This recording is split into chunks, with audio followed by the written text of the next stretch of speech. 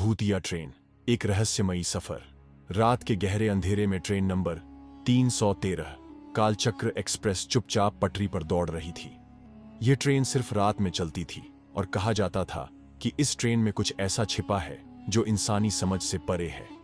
उस रात ट्रेन में 17 साल का लड़का बादल और उसके साथ उसका दोस्त अर्जुन सफर कर रहे थे। दोनों जंगल की सैर के बाद लौट रहे थे और थकान से चूर थे। जैसे ही ट्रेन एक सुनसान घाटी में पहुंची, अचानक जोरदार झटका लगा। खिड़कियों से झांकने पर दिखा कि ट्रेन घने कोहरे से घिरी किसी अनजानी पटरी पर जा रही थी। बादल ने अर्जुन से कहा, यह तो वैसा रूट नहीं लग रहा जैसा होना चाहिए था। अर्जुन ने सहमति में सिर हिलाया, लेकिन तभी डिब्बे के अंदर एक अजीब सी ठंडी हवा चलने लगी। सीटों के बीच से किसी के चलने की आहट आई, पर वहां कोई नहीं था। डिब्बे में सिर्फ गिनती के 4-5 यात्री थे।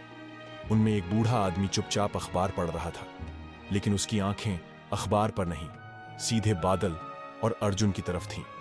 बादल ने धीरे से पूछा, तुमने सुना है इस ट्रेन के बारे में? अर्जुन ने कहा, हां, कहते हैं यह ट्रेन कभी कभी यात्रियों को ऐसी जगह ले जाती है जहां से वे लौट कर नहीं आते। इतना सुनते ही ट्रेन अचानक रुक गई। अंधेरा और गहरा हो गया। जब दोनों लड़कों ने बाहर झांक कर देखा तो पटरी के दोनों ओर सिर्फ काले पेड़ और धुंध थे। तभी एक साया धीरे धीरे ट्रेन के दरवाजे से अंदर घुसा।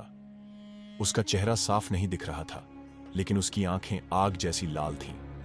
यह जगह तुम्हारी मंजिल नहीं है, उसने गूंजती हुई आवाज में कहा। बादल ने साहस जुटाकर पूछा, तुम कौन हो? उस साये ने कोई जवाब नहीं दिया। उसने बस हाथ उठाया और ट्रेन फिर से चलने लगी। जब अगली बार ट्रेन रुकी तो वे दोनों हैरानी से देख रहे थे। यह वही स्टेशन था जहां उन्हें उतरना था। ट्रेन के बाकी डिब्बे गायब हो चुके थे और सिर्फ उनका डिब्बा स्टेशन पर खड़ा था। बाद में उन्हें पता चला कि कालचक्र एक्सप्रेस एक ऐसी ट्रेन थी जो समय और मृत्यु के बीच की सीमा पर चलती थी। जिसने उसका रहस्य जानने की कोशिश की, वह कभी लौट नहीं पाया। लेकिन बादल और अर्जुन ने वह रात हमेशा याद रखी। एक ऐसी यात्रा जो हकीकत और भूतिया दुनिया के बीच लटकी हुई थी।